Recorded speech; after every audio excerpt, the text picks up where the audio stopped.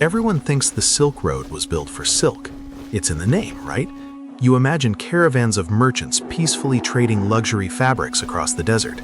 But that is a lie. The most important trade route in human history didn't begin with a handshake. It began with a massacre. It didn't start because of a desire for profit, but because of an obsession with beasts that supposedly sweated blood.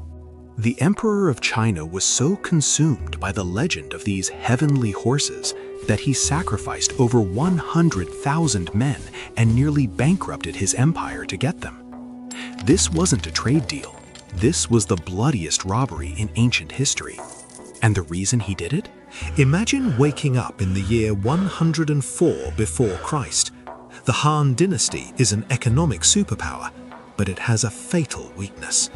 To the north, the Xiongnu nomads are terrorizing the borders. These warriors are born in the saddle. They are not just enemies, they are ghosts. They can shoot arrows with deadly precision while riding backward at full gallop, a tactic that devastates the static Chinese ranks. The Chinese army? They are riding small, slow ponies that are practically useless in cavalry warfare. The infantry, weighed down by heavy armor and moving on foot, look like statues trying to fight a hurricane. Emperor Wu, a man with an ego larger than his empire, knows he is losing. He has the gold, he has the soldiers, but he lacks the engine of war. In the ancient world, if you didn't have horsepower, you were just a target. But then, a traveler named Zhang Qian returns from the wild, unknown West. He tells the emperor a story that sounds like a hallucination. He speaks of a kingdom called Dayuan in the Ferghana Valley, far beyond the brutal Taklamakan desert. He says the people there have horses that are not of this world. They are the heavenly horses. They are tall, majestic, and they sweat blood when they run. Zhang Qian claims they are the descendants of dragons. For Emperor Wu, this isn't just biology. It is destiny. He believes these horses are the key to immortality and the only way to crush the nomads. But there is a problem. These horses belong to a people who have no interest in bowing to China. This is the part of the story where history gets weird. The people of Dayuan weren't some unknown barbarian tribe. They were likely the descendants of Greeks, soldiers left behind by Alexander the Great centuries earlier. This was a civilization that blended the East and the West long before the Silk Road existed. They lived in fortified cities with sophisticated architecture. They drank wine made from grapes, and they loved their horses more than life itself. To them, the Chinese were just distant strangers with no understanding of true horsemanship. Emperor Wu tries diplomacy first. He sends a massive delegation with chests full of gold and a statue of a horse cast in pure gold to buy the animals. A fair trade, right? The king of Dayuan looks at the gold, looks at his horses, and laughs. He refuses. The Chinese envoys, insulted and arrogant, smash the golden horse in a rage and curse the king. It was a fatal mistake. The Dayuan nobles hunt them down and kill them before they can leave the territory. The emperor's gold is stolen.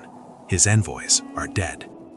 When the news reaches the emperor, he doesn't just get angry, he goes insane. He decides to do something that makes zero logistical sense.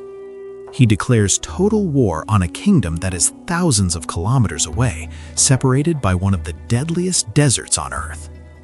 He sends his favorite general, Li Guangli, with a massive army. But the desert doesn't care about your rank. They have to cross the Taklamakan, a name that locally translates to "go in and you won't come out." It is a graveyard of silence, where temperatures swing from boiling heat to freezing cold in hours. The march is a disaster. The oasis towns along the way, terrified of depleting their own food stores, refuse to open their gates. The soldiers run out of supplies. They resort to eating their own shields and eventually each other. For Li Guangli's men, the road isn't marked by signposts, but by the bleached bones of travelers who had died before them. By the time they reach Dayuan, they are starving skeletons. They attack the city, are easily defeated and limp back home. It is a humiliation. Most emperors would have stopped there, but Emperor Wu does something terrifying. When the shattered remains of his army reach the Great Wall, he sends a messenger to block the Jade Gate. His order is simple. Anyone who dares to enter this gate without the horses will be beheaded. This was no longer about strategy. It was an empire gamble.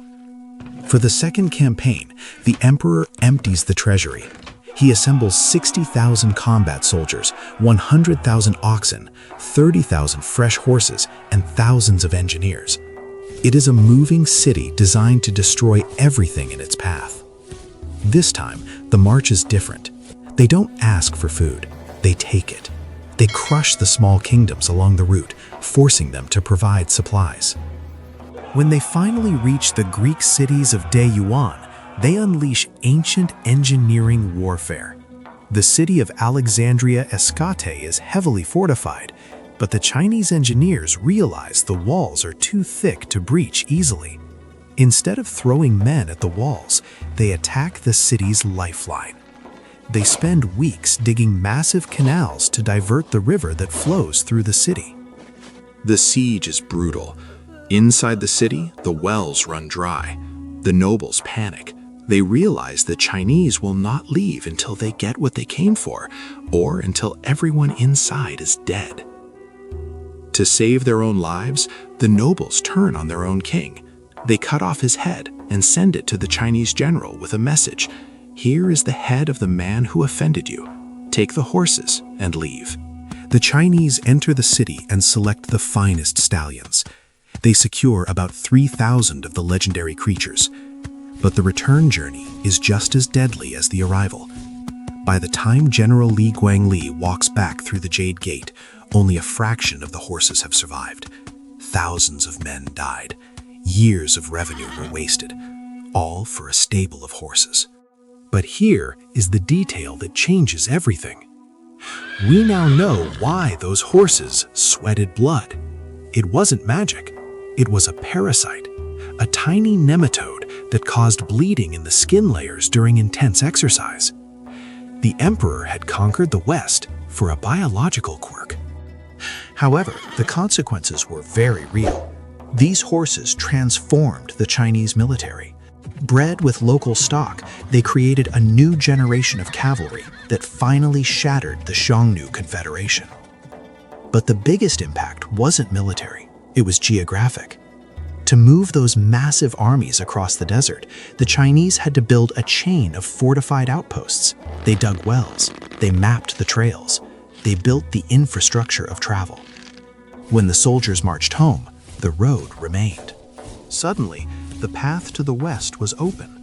The route that was paved with the bones of soldiers and horses became the artery of the world. Merchants realized that if an army could make it to Ferghana, so could they. Silk began to flow west. Grapes, walnuts, and Buddhism began to flow east. History remembers the silk. It remembers the spices. But the harsh truth is that the Silk Road wasn't opened by peaceful explorers.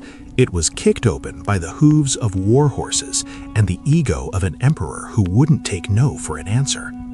The global economy didn't start with a handshake. It started with a war for the heavenly horses.